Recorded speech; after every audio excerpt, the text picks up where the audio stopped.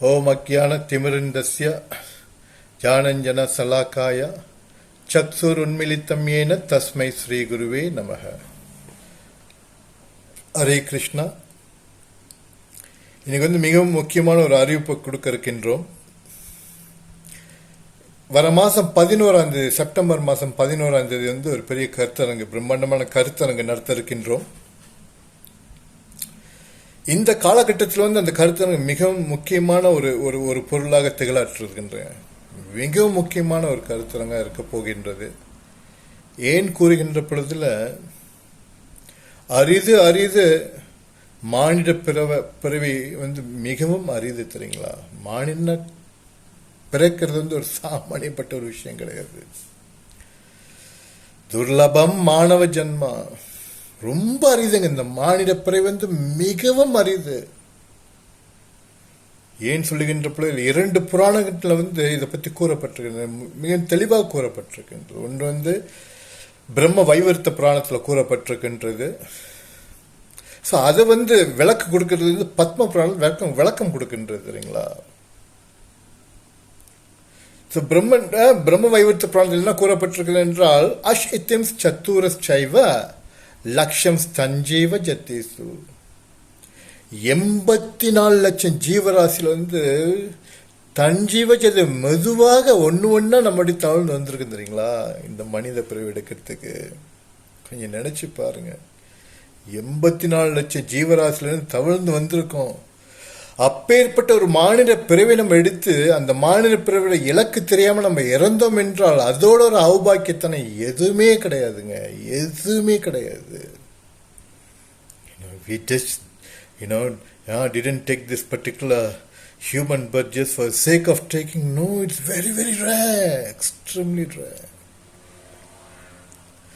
So அப்பேற்பட்ட ஒரு பிறவி எடுத்து இன்றைக்கு தற்கொலை என்ற ஒரு போர்வையில் பலர் அவங்க உடலை விட்டு கொண்டிருக்கின்றார்களா, இறந்து கொண்டிருக்கின்றார்கள். அது பெரிய ஒரு பாவங்க, தவிர்க்க முடியாத பயங்கரமான பாவம். அந்த பாவத்தை யாருமே செய்யக்கூடாது. ஸோ அப்படி பார்க்கின்ற பொழுதுல மரணம் என்கிறது 3 விதமாக பிரிக்கப்படுகின்றது. எத்தனை பேர் தெரியும்? மரணம் 3 விதமாக பிரிக்கப்படுகின்றது. முதல் மரணம் கால மரணா என்று அழைக்கப்படுகின்றது. அடுத்த மரணம் அக்கால மரணம். மூன்றாவது பிராண தியாகா. கால மரணம் என்றால் டைம்லி டெத். பிறப்பெடுக்கின்றோம், ஒரு சிறியவனாகின்றோம், அப்புறம் வாலிபம் அடைகின்றோம், அப்புறம் முதுமை அடைந்து நம்ம இறக்கின்ற பொழுதுல அது டைம்லி டெத், குட் டெத். அது கால மரணம் என்று அழைக்கப்படுகின்றது. அடுத்தது அக்கால மரணம் என்று அழைக்கப்படுகின்றது. அது untimely death. Untimely death means ஆயுள் இன்னும் வரல, ஆனால் நம்ம மரணம் எடுக்கின்றோம். That is due to some bad karma. இது சாஸ்திரம் கூறுகின்றது.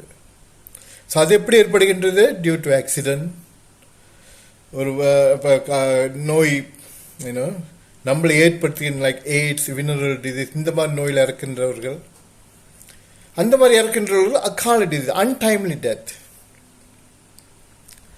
மூன்றாவது பிராண தியாகம். பிராண தியாகம் மீன்ஸ் கமிட் சுசைட். சாஸ்திரம் கூறுகின்றதுங்க, கால மிருத்யுவுக்கு சடங்குகள் செய்து சாங்கியங்கள் செய்து முறைப்படி அவங்களை அனுப்பி விடலாம் தெரியுங்களா. அக்கால மிருத்யு என்னென்ன சடங்குகள் நீங்க கால மிருத்யுக்கு செய்கின்றீர்களோ அக்கால மரணத்துக்கு சரியா ஒன்று இல்லை, வேறுபடும், முற்றிலும் வேறுபடும். இங்க ஒரு படையில 3 படையில, அங்க 7 படையில நீங்க வச்சாக வேண்டியதுங்களா. பல விஷயங்கள் அடங்கி இருக்கின்றது. ஆனா இன்னைக்கு பேக்கேஜ்ல விட்டுட்டு போயிட்டு இருக்கோம். அவனுக்கு என்னங்க தெரியும்? அவனுக்கு பாட்டு ஏதாச்சும் மந்திரம் சொல்லிட்டு ரொம்ப ரொம்ப ஒரு கொடூரமான நிலைக்கு அவன் போவாங்க. நம்ம எதுவுமே முறையாக செயலாற்றி சடங்குகள் செய்யாட்டி ரொம்ப கஷ்டப்படுவாங்க. ஸோ கால மரணத்துக்கு சடங்குகள் இருக்கின்றது, அக்கால மிருத்யுக்கும் சடங்குகள் இருக்கின்றது. ஆனால் பிராண தியாக சடங்குகள் இல்லைங்க. நீங்க என்ன சடங்கு செஞ்சாலும் வேலை செய்யாது. Because you have taken life on your own accord. Body doesn't belong to you. அப்படின்னு சொந்தமணி எடுத்ததுனால யூனோ அந்த பிராணத்தியாக, அதாவது சட்டல் பாடி வெளியாகிறப்ப எரிஞ்சுக்கிட்டே தான் இருக்குமா தெரியுங்களா, அந்த உடல் எரிஞ்சு கொண்டே தான் இருக்குமா, எங்கே மேல் நோக்கி போக முடியாது, ஒன்றும் செய்ய முடியாது.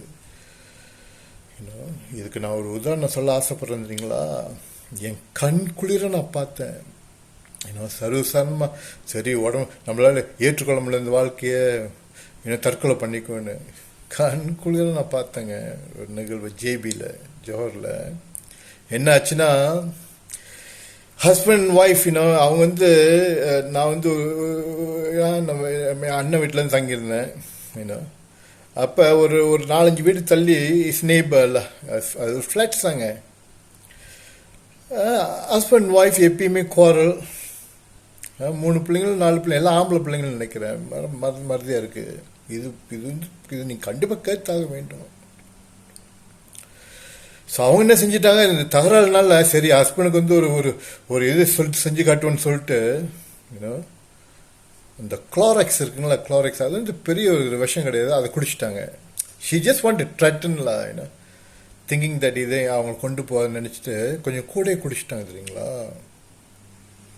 கூட குடித்தோன்னே அதுவும் விஷம் தானுங்களே. சோஷியஸ் ஹாஸ்பிட்டலைஸ் ஒரு 4-5 நாள் சென்றுங்க. கத்துறது தெரியுங்களா, அந்த அந்த அந்த மனசு அந்த ஒய்ஃப் வந்து கத்துறாங்க, என்னை காப்பாத்துங்க என்னை காப்பாத்துங்க, நான் தெரியாமல் செஞ்சுவிட்டேன், நான் ஏன் செஞ்சதுல என்னென்னமோ பார்த்துட்ருங்க, பயங்கரமான விஷயம்லாம் பார்த்துட்ருக்கேன், என்னை காப்பாற்றிடுங்க, என்னை விட்டுறாதீங்க, என்னை என்னை மரண பாகிஸ்தானில் விட்டுறாதீங்க, என்னால் முடியாது அப்படின்னு சொல்கிறாங்க சரிங்களா. That is commit suicide. You will மரணம் வரது முன்னுக்கு என்னென்னமோ பார்க்க ஆரம்பிச்சிருவீங்க, பயங்கரமான விஷயம் பார்க்க ஆரம்பிச்சிருங்க. கேட்கறதுக்கு கட்டுக்கதை மாதிரி இருக்கும். No, it is Puranic incidences. What can it go wrong? We can take it so lightly, but it's not a light subject matter, especially pranatyaga. அந்த மாதிரி ஒரு சூழ்நிலை உங்கள் பிள்ளைங்களுக்கோ இல்லை உங்கள் பேர பிள்ளைங்க காலை பிடிச்சி போய் கஞ்சிங்க, வேணாம் அதில் போயிடாதீங்க அப்படின்னு. Very very dangerous, because how elevated can you be? But if you go into a subject matter of commit suicide, your life is finished after death. Nothing can be done. So இந்த கருட புராணத்தில் வந்துங்க இந்த சாங்கியங்கள் சடங்குகள்லாம் மிகவும் தெளிவாக துல்லியமாக எடுத்துரைக்கப்பட்டிருக்கிறீங்களா. ஒரு சாங்கியங்கள் எப்படி நீங்கள் செய்ய வேண்டும், எது நீங்கள் செய்ய வேண்டும். இன்னைக்கு வந்து பலர் வந்து இறந்து கொண்டிருக்கின்ற பொழுதுல பலர் வந்து அந்த சாங்கியங்கள்லாம் செய்கிறாங்க. ஆனால் அந்த சாங்கியம் செய்கின்ற பொழுதுல அந்த சாங்கியம்னா என்னன்னு தெரியாமல் அவங்க செய்கின்ற பொழுதுல அதில் என்னங்க நன்மை அடைய போகிறோம். இன்னைக்கு பொதுவாக அதான் நடந்து கொண்டிருக்கின்றது. ஒருத்தர் வந்து சாங்கியம் செஞ்சிட்டு இருப்பாரு, அவர்கிட்ட போய் இது ஏன் செய்கிறீங்க, இது ஏன் இப்படி செய்கிறீங்க, இந்த மந்திரத்துக்கு அர்த்தம் நான் கேட்டு பாருங்க, உங்களுக்கு பைத்தியமானு கேட்பான். எதுவுமே நம்ம தெரியாம செய்கின்ற காரியங்கள் வந்து பலன் இல்லைங்க. மிகவும் தெளிவாக சாஸ்திரம் கூறுகின்றது லௌகீக ஸ்ரதா. லௌகீக ஸ்ரதம் என்றால் நம்ம என்னென்ன சாங்கியங்கள் தெரியுமோ தெரியாம செய்து கொண்டிருக்கின்றோம். அத்தனை பேர் இன்னைக்கு அதான் நடந்து கொண்டிருக்கின்றது. லௌகீக ஸ்ரதா. லௌகீக ஸ்ரதா சுன்னியம்னு சொல்லுதுங்க. சுன்னியம் means the benefit is zero. The benefit is zero. லௌகீக சிரதம். சாஸ்திரிய சிரம் அதே அந்த சிரதங்களை தெரிஞ்சு அந்த மந்திரத்தோட அர்த்தம் புரிஞ்சு அவங்க செய்கின்ற பொழுதுல புண்ணியம்னு சொல்லுத. தற்செயலா எங்க அம்மா இறந்துட்டாங்க. அண்ணன் தம்பி எல்லாம் சொல்லிட்டேன், யாரும் கிட்ட நெருங்க கூடாதுன்னு சொல்லிட்டேன். Because I know the subject matter very well. So அந்த பையன் வந்து அவர் வந்து இதை பண்டாரம்ல கொஞ்சம் கொஞ்சம் விஷயம் தெரிஞ்சு அவர் மந்திரத்தை மனப்பாடம் பண்ணிட்டு அவர் செஞ்சுட்டு இருந்தாரு. ஒரு விஷயம் ஒரு சடங்கு நான் சொல்லி சொன்னேன், இப்படி செய் இப்படி செய் இப்படி செய். அவர் தெரிஞ்சு போச்சு. I know subject matter too well. அவரே சொல்லுவார், ஐயா நீங்களே சொல்லுங்க ஐயா என்ன செய்யணும் என்ன செய்யணும். Each and every thing I was guiding him. நீங்க முறையாக செய்து ஏன்னோ அவங்களை அனுப்புறீர்கள் என்றால் அது புண்ணியங்க. பித்ருக்கள் பாருங்க, இப்போ நம்ம அம்மானு கூப்பிடுறோம், இறந்த பிறகு அவங்க அம்மா இல்லை தெரியுங்களா, பிகாஸ் அவங்க இன்னொரு உடல் எடுக்க போறாங்க, அவங்க பித்ருவாயிருவாங்க. பித்ருவில் 2 அடக்கம் இருக்குன்றது தெரியுங்களா, அவங்க இறக்குன்ற பொழுதுல இறந்த பிறகு 2 அடக்கங்களோட அவங்க போவாங்க. ஒன்று பித்ரு ஆசீர்வாதம் தெரியுங்களா. பித்ரு ஆசீர்வாதம் என்றால் என்னென்ன சடங்குகள் நீங்க செய்கின்றீர்களோ எல்லாம் அர்த்தம் புரியுமா, இதெல்லாம் புரிந்து கொண்டு செய்கின்ற பொழுதுல அப்படியே அள்ளி கொட்டிட்டு போவாங்க ஆசீர்வாதத்தை. நீங்க நல்லா இருங்கடான்னு.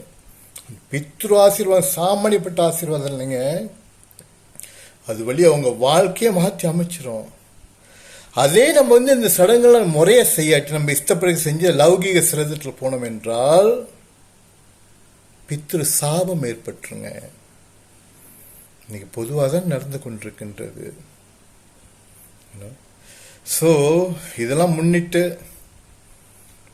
கருட புராணத்தில் மிகவும் தெளிவாக என்னென்ன எடுத்துரைத்திருக்கின்றதோ, மரணம் என்றால் என்ன,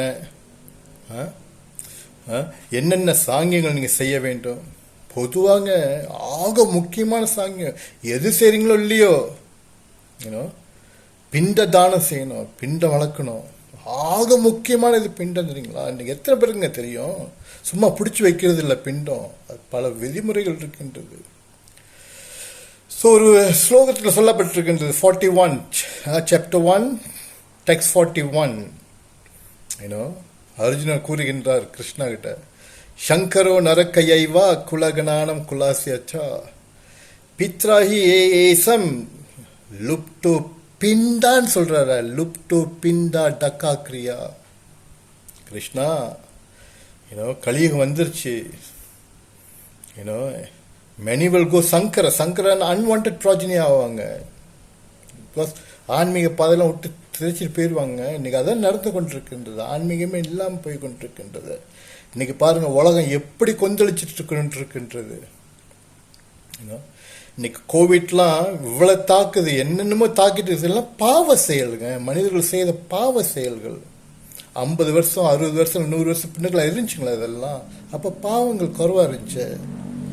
இப்ப அந்த பாவ செயல்னால பல விஷயங்கள் நம்ம உட்கொண்டு கொண்டு இருக்கின்றீங்களா.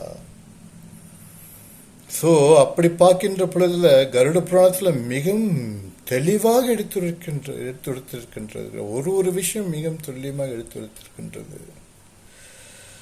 ஸோ பொதுவாக நீங்க பார்த்தீர்கள் என்றால் சத்தமே பிண்டத்தை பத்தி பேசணும். எத்தனை பேர் தெரியும், மினிமம் அட்லீஸ்ட் 13 days நீங்க பிண்டம் வளர்த்தாக வேண்டும். எத்தனை பிண்டம் வைக்கலாம், அது பிண்டத்தோட அர்த்தம் என்ன, ஏன் நம்ம பிண்டம் வளர்க்கிறோம். இன்னைக்கு என்ன செய்வோம், இறந்த கையோட நம்ம என்ன செய்கின்றோம், ஒவ்வொரு வீட்லையும் ஒவ்வொரு இந்து வீட்லையும் நடந்து கொண்டிருக்கின்றது இல்லைங்களா. ஒரு தமிழர்கள் வீட்டுல நம்மளுக்கு தாங்க இது கொடுக்கப்பட்டிருக்கின்றது. மரணம் ஏற்பட்டிருக்கோம், அவங்க ஹாஸ்பிட்டல் இருப்பாங்க, உடனே நம்ம வீட்டில் என்ன செய்வோம், மத காரியமா ஒரு சாயம் படுத்தி மூடிடுவோம். ஆமா தானுங்களே. அதுக்கு பிறகு சாமியாரை இழுத்து மூடிடுவோம். ஆமாவா இல்லைங்களா. ஏன் செய்யறாத? அப்புறம் பிரீடம் வந்துடும், உடல் வந்துடுது. உடல் வந்த பிறகு அந்த ஹெட் சவுத்தை நோக்கி பார்க்கணும், கரெக்டாக நம்ம வச்சாகணும். ஏன் சவுத்தில் வைக்கிறோம்? Actually south bed is the best. அப்புறம் குளிப்பாட்ட போறாங்க. குளிப்பாட்டுக்கின்ற பொழுதுல அவங்க போய் அந்த காலத்துல ஆத்துல தான் போய் தண்ணி எடுப்பாங்க தெரியுங்களா. இப்ப இன்னொரு வீட்டுக்கு போறாங்க, தண்ணி எடுத்துட்டு வர பொழுதுல அந்த தண்ணி ஏங்க வெள்ளை துணியை போட்டு மூடி மேல தளர்த்து கொண்டுறாங்க. ஏங்க எல்லாம் எண்ணெய் வைக்க சொல்றாங்க. ஏங்க எண்ணெய் வைக்கிறாங்க? ஒரு விஷயமும் ஒரு சாங்கியங்கள் செய்கிறது எல்லாமே, இந்த சாங்கியங்கள் எல்லாமே துறவுகின்ற சாங்கியங்கள். இது நல்லா கட்டுங்க. ஒரு சாங்கியம் நம்ம செய்கின்ற சாங்கியம் very scientific. Whatever rituals that you are performing எல்லாம் யூனிவர்சல். எல்லா எங்க போனாலும் ஒரே மாதிரி தான் நடந்துட்டு இருக்கு. ஒரு சாங்கியங்களும் துறவும் சாங்கியங்கள். துறவும் சாங்கியங்கள் என்றால் நம்ம ஒத்தையா தான் போக போறீங்களா. எந்த அளவுக்கு அந்த சாங்கிய வழியாக முறையாக தெரிந்து கொண்டு அவங்க துறவுகின்றமோ அந்த அளவுக்கு தான் அவங்க மேல் நோக்கி போக முடியும். அதனாலதான் பாருங்க, அறிந்தவன் அவன் அழுவ மாட்டான். ஏன்னா அவங்க அந்த attachment it will pull them down. You know. So இந்த விளக்கத்தில் நம்ம வந்து நல்ல தெளிவாக தெரிந்து கொண்டோம் என்றால் ஒரு விஷயம் நம்ம சரியாக செயலாற்றி கொண்டு அவங்களை அனுப்பி விடுகின்ற பொழுதுல அப்படியே வாரி இறைச்சிட்டு போவாங்க ஆசீர்வாதத்தை.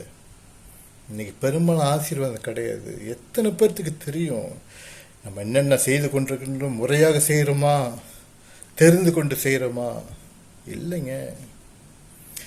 ஸோ அந்த கருத்தரங்கு வழியாக மிகவும் துல்லியமாக, மிகவும் விஞ்ஞானபூர்ணமாக நம்ம இதை எடுத்து வரைக்கும் ஒரு விஷயமும் very detail, easy way. Don't understand. Our explanation is going to be very easy, understandable, even though it's scientific.